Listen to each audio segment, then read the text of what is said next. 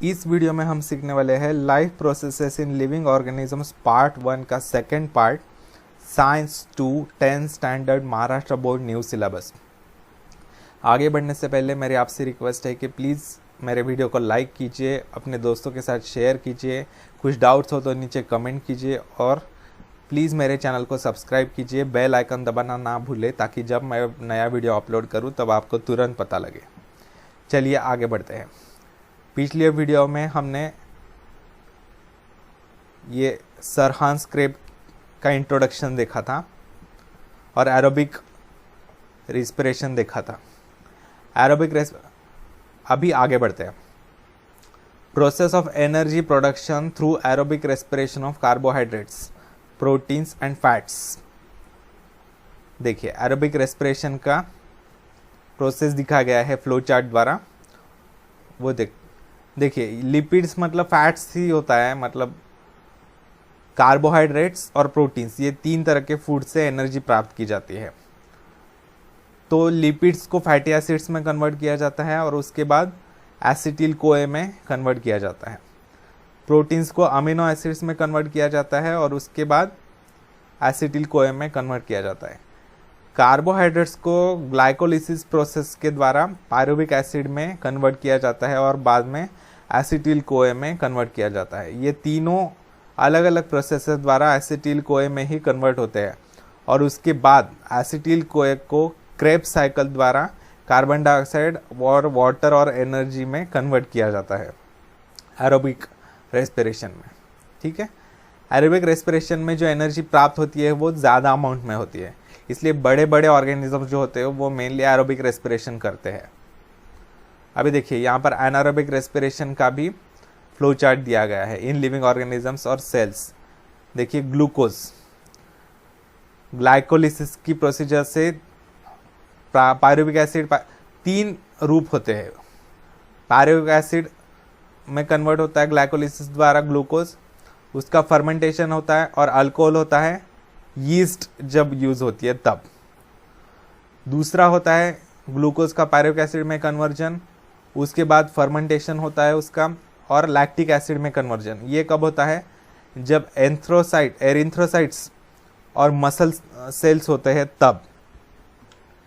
Erythrocytes मतलब red blood cells, RBCs का दूसरा नाम है ये एरिथ्रोसाइट्स। ठीक है। तीसरा होता है टाइप ग्लाइकोलिसिस, ग्लूकोज का ग्लाइकोलिसिस द्वारा पायरुविक एसिड में कन्वर्जन और फिर फर्मेंटेशन होता है, उससे डिफरेंट प्रोडक्ट्स प्राप्त किए जाते हैं जैसे विनेगर, विटामिन्स एट्सेट्रा। ये कब होता है? जब वेरियस अलग अलग माइक्रोब्स इन्वॉल्व होते हैं तब। चलिए आगे बढ़ते हैं। ये टेबल्स आप याद रख सकते हैं। Energy production in micro organisms through anaerobic respiration. Some organisms can not live in presence of oxygen. कुछ ऑर्गेनिज्म जो होते हैं वो ऑक्सीजन के प्रेजेंस में जिंदा नहीं रह पाते, इसलिए उनको एनारोबिक रेस्पिरेशन मतलब विदाउट ऑक्सीजन का रेस्पिरेशन ही करना पड़ता है एनर्जी प्राप्त करने के लिए। Example many bacteria. Such living organisms have to perform anaerobic respiration for energy production. Glycolysis and fermentation are two steps of anaerobic respiration. ग्लाइकोलिसिस तो कॉमन होता है एरोबिक और एनारोबिक दोनों में। Glucose is incompletely oxidise and less amount of energy is obtained in this type of respiration. Glucose थोड़ा सा तोड़ा जाता है, थोड़ा सा ऑक्सीडाइज किया जाता है और थोड़ी सी अमाउंट में एनर्जी प्राप्त की जाता है ग्लाइकोलिसिस द्वारा।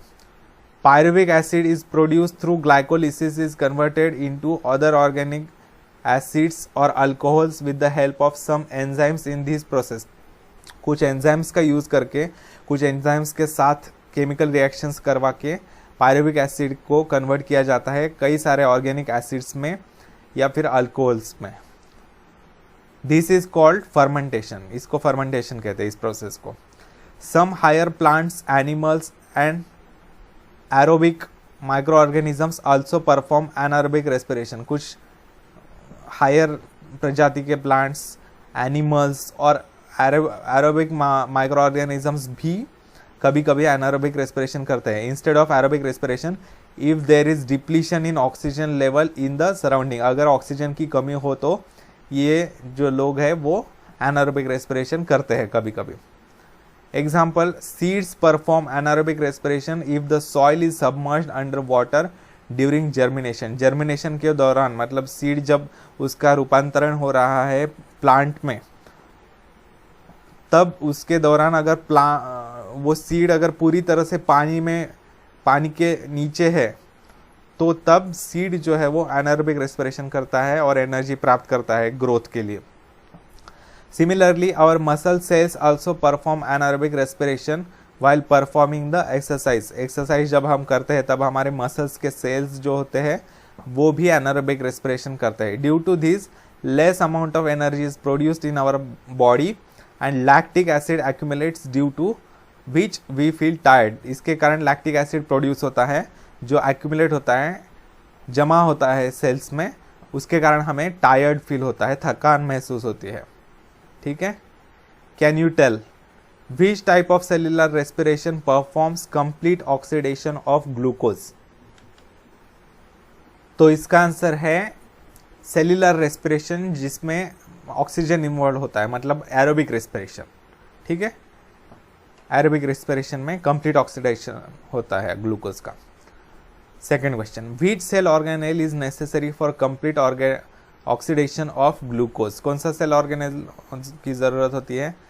माइटोकॉन्ड्रिया। माइटोकॉन्ड्रिया। ठीक है।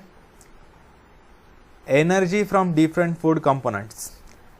Excess of carbohydrates are stored in liver and muscles in the form of glycogen. Glycogen के फॉर्म में जो ज़्यादा होता है हमें कार्बोहाइड्रेट्स, और कार्बोहाइड्रेट्स जो ज़्यादा होते हैं हमें वो लीवर में और मसल्स में स्टोर किए जाते हैं। What is the source of proteins? What are they made up of? Proteins are macro molecules. Macro मतलब बहुत बड़े बड़े मॉलिक्यूल्स जिसमें बहुत सारे एटम्स होते हैं। Macro molecules formed by bonding together many amino acids. कई सारे अमीनो एसिड्स एक साथ जुड़कर उनके बड़े मॉलिक्यूल्स बनते हैं प्रोटीन्स के। Proteins of animal origin are called as first class proteins. We get 4 kilocalorie of energy per gram of proteins. Amino acids are obtained after digestion of proteins. Proteins का जब digestion किया जाता है, उन्हें जब break किया जाता है, तब amino acids पाए जाते हैं। Those amino acids are absorbed in the body and transported up to each organ and cell via blood. Blood द्वारा वो सारे जो अमीनो एसिड्स पाए जाते हैं वो ट्रांसफ़र किए जाते हैं हर एक सेल की तरफ, हर एक ऑर्गन की तरफ। From these amino acids organs and cells produce various proteins necessary for themselves and the whole body. इन अमीनो एसिड्स की मदद से जो ऑर्गन्स होते हैं और सेल्स जो होते हैं वो जो बॉडी को और सेल्स को जो आवश्यक होते हैं प्रोटीन्स अलग अलग वो प्रोड्यूस किए जाते हैं। हमने प्रोटीन प्रोडक्शन कैसे होता है वो पिछले चैप्टर में देखा है, हेरिडिटी एंड एवोल्यूशन में। Those examples are given in the following diagram. नीचे डायग्राम में दिया गया है, देखिए अमीनो एसिड्स का क्या क्या काम आता है। स्किन में मेलानिन और केराटिन, जो कलर आता है हमारे स्किन को, ब्राउन लीजिए या ब्लैक लीजिए, वो कलर जो है वो अमीनो एसिड्स की मदद से आता है, जिनका नाम मेलानिन केराटिन होता है वो। बोन्स में ऑसिन नाम का अमीनो एसिड यूज होता है। Cells, various proteins of cell membrane, various enzymes वगैरह। तो सेल मेम्ब्रेन बनाया जाता है, अलग अलग एंजाइम्स बनवाए जाते हैं अमीनो एसिड्स की मदद से। पैनक्रियाज मतलब ये डाइजेस्टिव सिस्टम का है, जो इंसुलिन होता है ग्लूकोज को डाइजेस्ट करने के लिए, वो पैनक्रियास में बनता है इंसुलिन अमीनो एसिड्स की मदद से। इंसुलिन, ट्राइप्सिन वगैरह। पिट्यूटरी ग्लैंड जो हमारे ब्रेन के पास होती है वो अलग अलग हार्मोन्स बनाती है अमीनो एसिड्स से। Muscles, actin and myosin flexible proteins ऐसे बनाए जाते हैं। Blood, haemoglobin and antibodies. Antibodies मतलब ऐसे सेल्स जो हमारी रेजिस्टेंस बनाते हैं, बॉडी रेजिस्टेंस, जो बाहर के हार्मफुल वायरसेस या बैक्टीरिया होते हैं उनके खिलाफ लड़ने के लिए जो होते हैं उन्हें कहते हैं एंटीबॉडीज। वो बनाने के लिए भी अमीनो एसिड्स की मदद होती है। ठीक है। Always remember, excess of amino acids obtained from proteins are not stored in the body. They are broken down and the ammonia formed is eliminated out of the body. जो ज़्यादा होते हैं एक्सेस अमीनो एसिड्स होते हैं वो body में कभी भी स्टोर नहीं किए जाते, उन्हें ब्रेक किया जाता है और अमोनिया बनाया जाता है और वो बॉडी से एक्सक्रीट किया जाता है एक्सक्रीटरी सिस्टम द्वारा.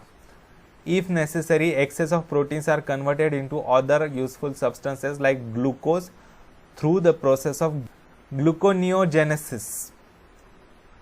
जेनेसिस मतलब बनना या बनाना, तो ग्लूकोनियोजेनेसिस मतलब ग्लूकोज का बनना.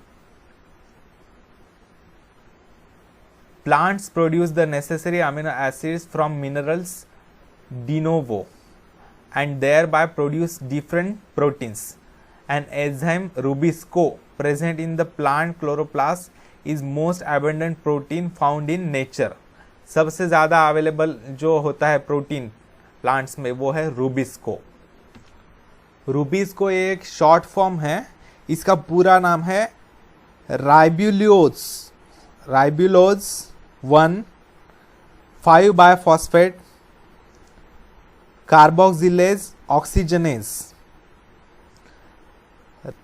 रूबिस्को एक शॉर्ट फॉर्म है, उसका पूरा नाम है ribulose 1 5-biphosphate carboxylase oxygenase. Spelling लिख लीजिए. राइबुलोज 1 मतलब RIBULOSE 1 RIBULOSE 1 5-bisphosphate BISPHOS PHATE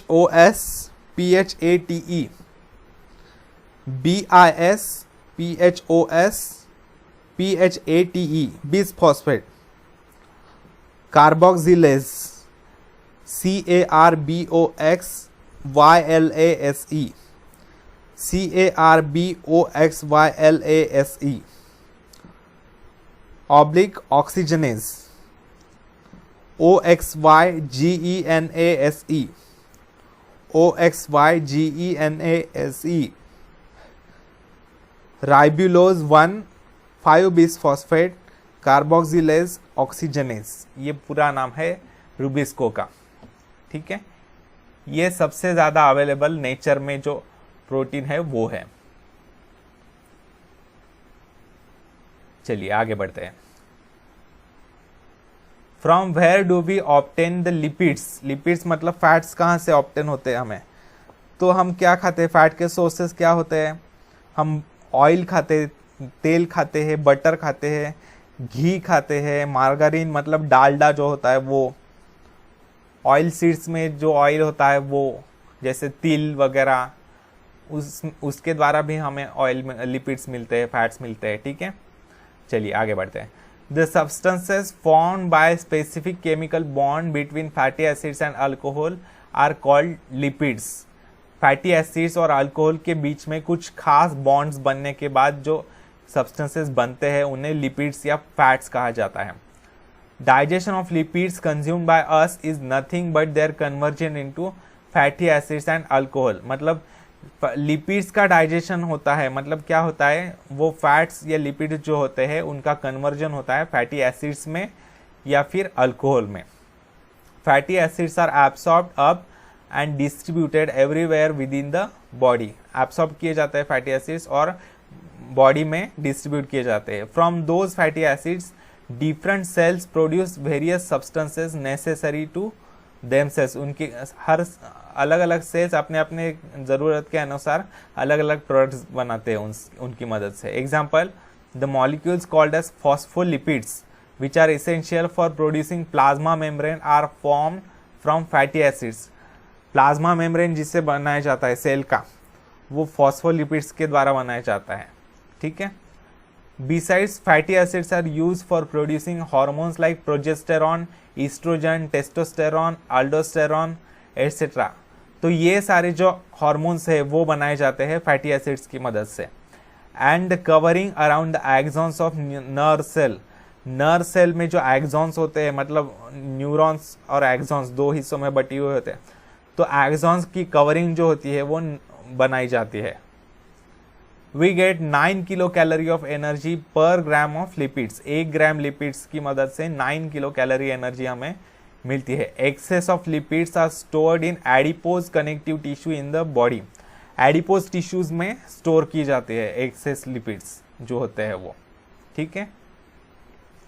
चलिए आगे बढ़ते हैं। Think many times you can not eat hot food due to inflammation और अल्सरेशन इन माउथ। इसका रीजन क्या होगा? तो इसका कारण यह है कि हमारे बॉडी में अगर विटामिन बी की डिफिशियंसी हो जाती है, कम हो जाता है वो विटामिन बी, तो उसके कारण ऐसे माउथ अल्सरेशन, तोंड येणे ज्याला म्हणतात, वो हो जाता है, ठीक है। उसके कारण हम गर्म खाना नहीं खा पाते। Second, some persons experience difficulty in night vision since their childhood और एडोलेसेंस।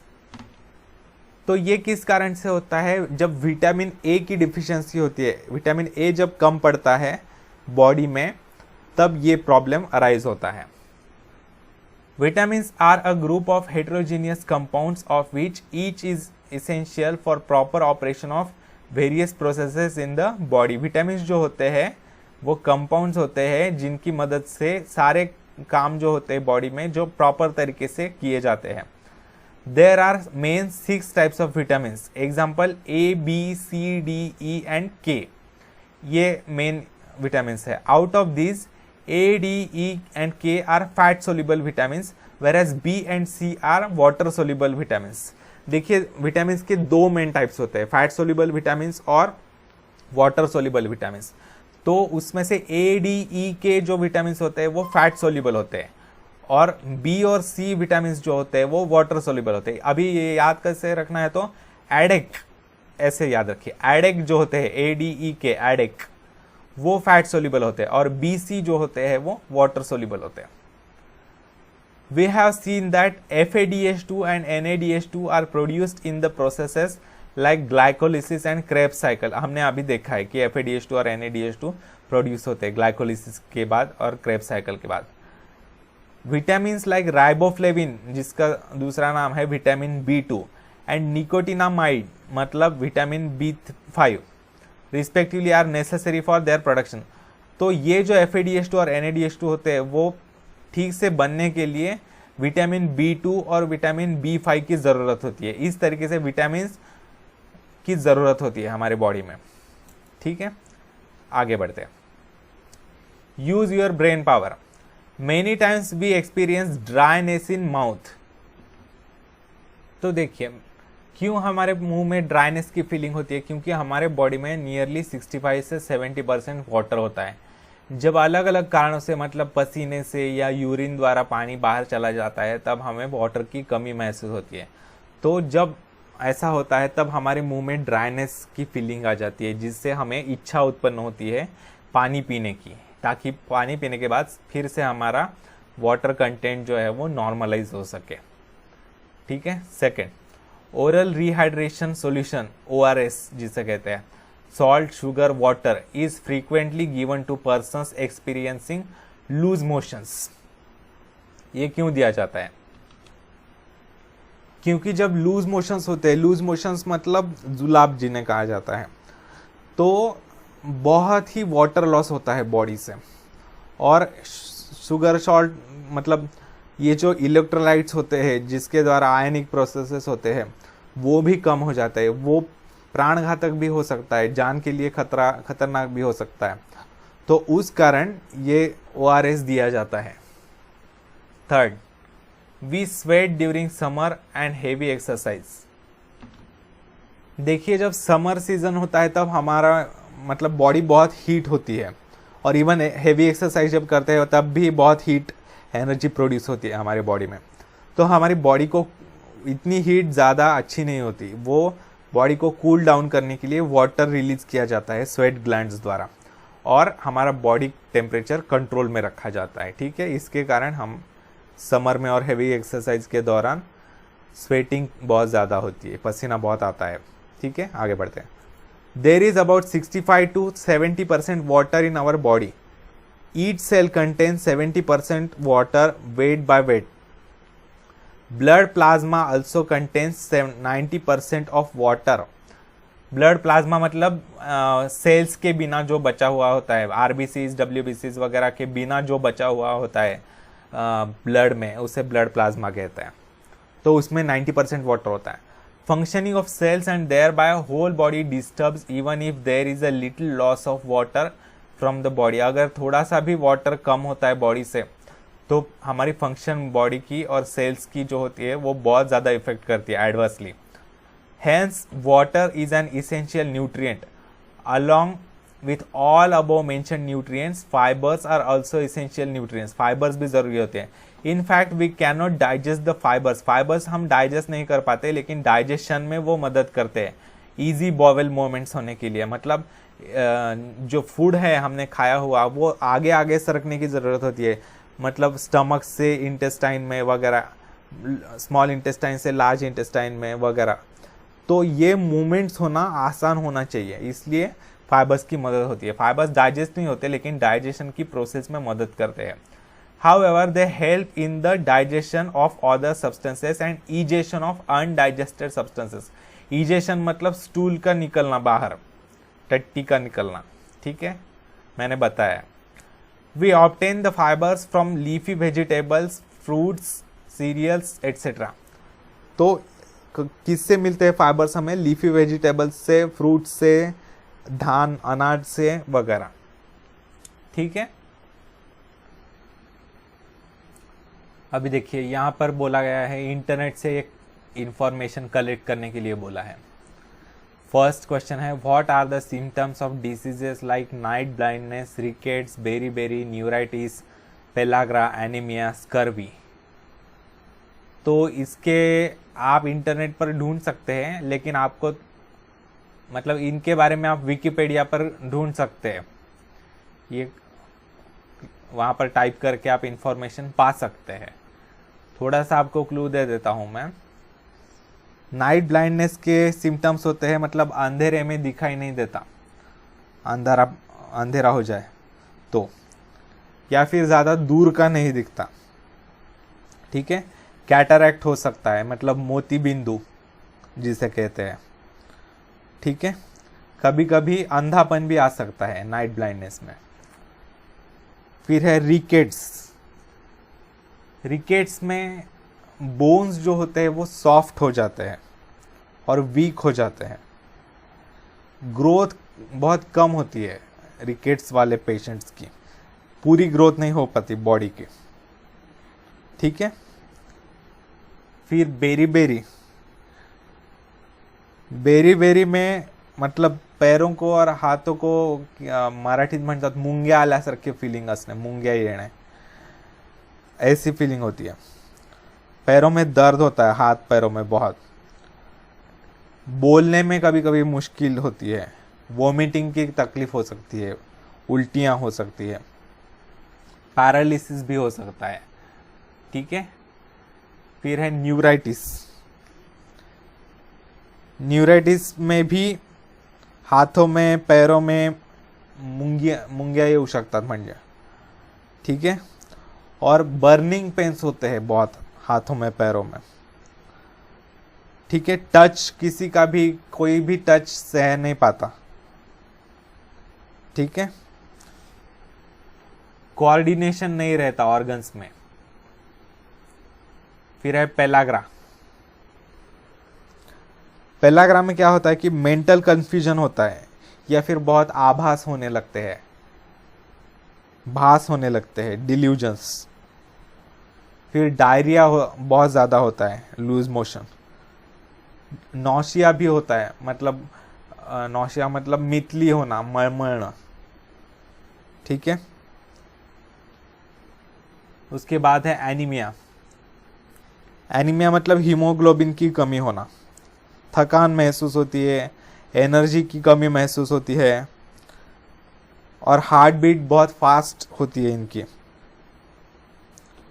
ठीक है। कंसंट्रेट करने में डिफिकल्टी होती है, पैरों में दर्द होता है, ठीक है, चक्कर आते हैं।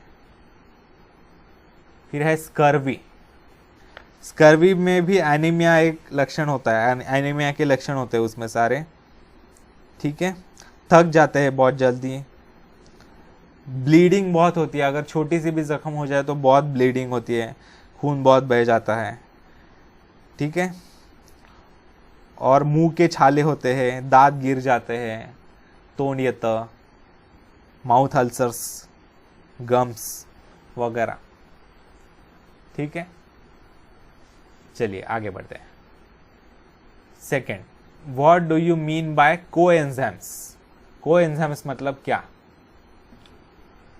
तो कोएंजाइम्स मतलब ऐसे नॉन प्रोटीन कंपाउंड्स होते हैं जो मदद करते हैं एंजाइम्स को अपना काम करने के लिए, मतलब कैटलिस्ट का काम करते हैं, वो रिएक्शन की स्पीड बढ़ाने के लिए कैटलिस्ट का काम करते हैं। कोएंजाइम्स इंडिपेंडेंटली कुछ नहीं कर पाते, लेकिन एंजाइम्स की मदद से, मतलब एंजाइम को मदद करते हैं वो अपना अपना काम करने के लिए, ठीक है। एक ही कोएंजाइम का मॉलिक्यूल बार बार यूज किया जा सकता है। जैसे हम टूथब्रश होता है, टूथब्रश हम हाथ से कर सकते हैं ब्रशिंग, लेकिन वो इतना अच्छा नहीं होता। टूथब्रश की मदद से अच्छा होता है ब्रशिंग और फास्ट होता है।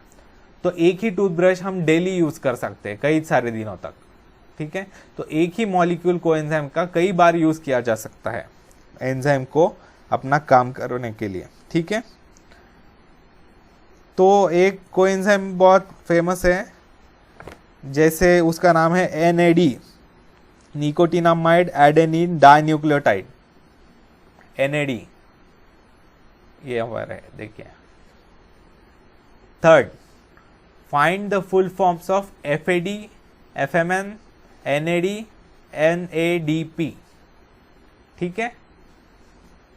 तो इनके मैं बताता हूं आपको।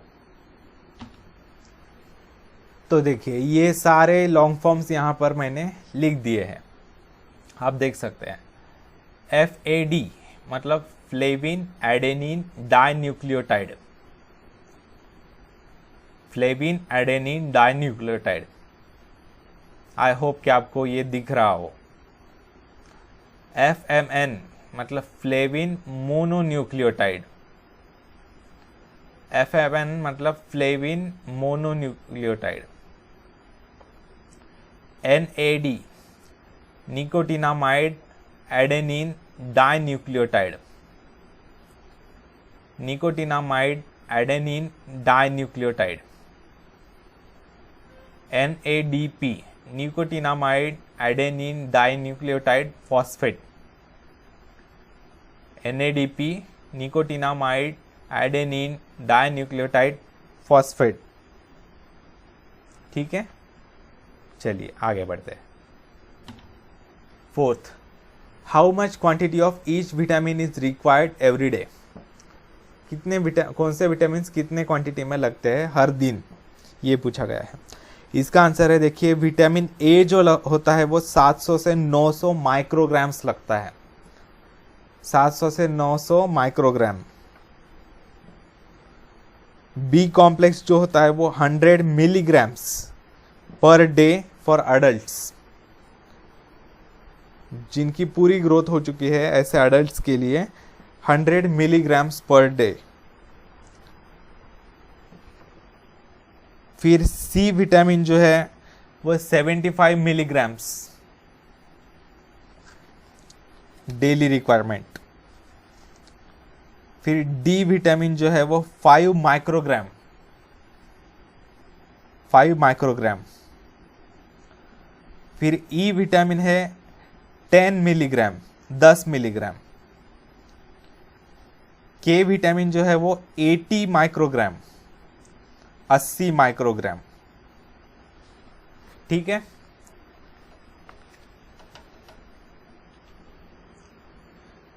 चलिए आगे बढ़ते हैं। Cell division, an essential life process. First, what happens to the cells of injured tissue? जब हमें इंजुरी होती है तब ब्लड फ्लो होने लगता है, आपको पता है क्यों फ्लो होने लगता है? क्योंकि वहां पर जो ब्लड वेसल्स होते हैं, जो कैपिलरीज होती है छोटी छोटी, वो रप्चर हो जाती है, टूट जाती है और उनमें से ब्लड फ्लो होने लगता है, ठीक है। और जो नर्व्स होते हैं वहाँ पर, न्यूरॉन्स, उनको वो सिग्नल्स भेजते हैं ब्रेन की तरफ कि यहाँ पर पेन होने लगा है, यहाँ पर दर्द होने लगा है, तो हमारा ध्यान उसकी तरफ जाता है और हम उस जख्म से बचने की कोशिश करते हैं जिस कारण से जख्म हो रही है वो। ठीक है। Second, whether new cells are form during healing of wound. जी हाँ, नए सेल्स बनते हैं, मतलब पहले तो स्कैब बनता है वहाँ पर, मतलब खपली ज्याला म्हणतात, वो बनती है और वहाँ पर बहुत फास्ट आजू बाजू के सेल्स जो होते हैं वो बहुत फास्ट सेल डिवीजन करते हैं और वहाँ की जख्म मतलब हील करने की कोशिश करते हैं। ठीक है, सेल डिवीजन करवा कर। Third, do the plants get injured when do we pluck the flowers, how are those wounds healed. जी हाँ, जब हम फ्लावर्स तोड़ते हैं या ब्रांच तोड़ते हैं तो वहाँ पर उनको ज़ख्म होती है और वहाँ पर फिर से हमारे जैसे ज़ख्म भर जाती है, वैसे उसी तरीके से उनकी भी ज़ख्म भर जाती है सेल डिविजन्स द्वारा। Fourth, how does the growth of any living organism occur, does the number of cells in their body increase, if yes how. Growth जो होती है वो सेल्स के नंबर इंक्रीज होने से होती है किसी भी ऑर्गेनिज्म में। नंबर ऑफ सेल्स इंक्रीजेस तो उनके कारण ग्रोथ होती है। ठीक है, तो वो नंबर कैसे ग्रो होता है, तो सेल डिवीजन से सेल्स डिवाइड होते जाते हैं और उनकी नंबर संख्या बढ़ते जाती है। Fifth, how the new individual of a species is form from existing one of the same species. तो अपने ही स्पीसीज का नया ऑर्गेनिज्म कैसे प्रोड्यूस होता है, रिप्रोडक्शन द्वारा बनता है। वो असेक्सुअल रिप्रोडक्शन हो सकता है या फिर सेक्सुअल रिप्रोडक्शन हो सकता है। इसके बारे में हम नेक्स्ट चैप्टर में डिटेल में पढ़ने ही वाले हैं, लाइफ प्रोसेसेस पार्ट 2 में। ठीक है, उसके बारे में आपको वो तब पता चल जाएगा। आगे बढ़ते हैं। Cell division is one of the very important properties of cells and living organisms. Due to this property only, a new organism is formed from existing one. A multicellular organism grows up and emaciated body can be restored. There are two types of cell division as mitosis and meiosis. दो तरह की cell division होती है, mitosis और meiosis. Mitosis occurs in somatic cells and stem cells of the body, whereas meiosis occurs in germ cells. देखिए, mitosis मतलब somatic cells मतलब ऐसे सेल्स जो बॉडी का हिस्सा होते हैं, उनको सोमेटिक सेल्स कहते हैं। स्टेम सेल्स मतलब जो सेल्स नए टाइप के सेल्स में नए टाइप के टिश्यूज बना सकते हैं, उनको बोलते हैं स्टेम सेल्स। ठीक है, तो वो जो होते हैं उनमें माइटोसिस होता है सेल डिवीजन का प्रकार, और मियोसिस जर्म सेल्स में होता है। जर्म सेल्स मतलब ऐसे सेल्स जिनसे गैमेट्स बनाए जाते हैं, मेल गैमेट्स, फीमेल गैमेट्स वगैरह। ठीक है, before study of cell division we should know the structural organisation of cell that we have studied earlier. Each cell has a nucleus, besides other cell organelles are also present. हर cell में nucleus तो होता ही है और बाकी cell organelles भी होते हैं। Let us study the cell division with the help of this information. Before any type of cell division the cell doubles up its chromosome number present in its nucleus, that is if chromosome number is 2n it is doubled up to 4n। मतलब 2n है number of chromosomes, तो वो double up होते हैं 4n में। ये क्या है, ये कैसे है, हम अगले वीडियो में पता करेंगे। ठीक है, इस वीडियो में यहीं तक। अगर आपको मेरा वीडियो अच्छा लगे तो प्लीज़ मेरे वीडियो को लाइक कीजिए, अपने दोस्तों के साथ शेयर कीजिए, कुछ डाउट्स हो तो नीचे कमेंट कीजिए और मेरे चैनल को सब्सक्राइब करना ना भूलें। ठीक है, थैंक यू दोस्तों, आपका दिन शुभ रहे।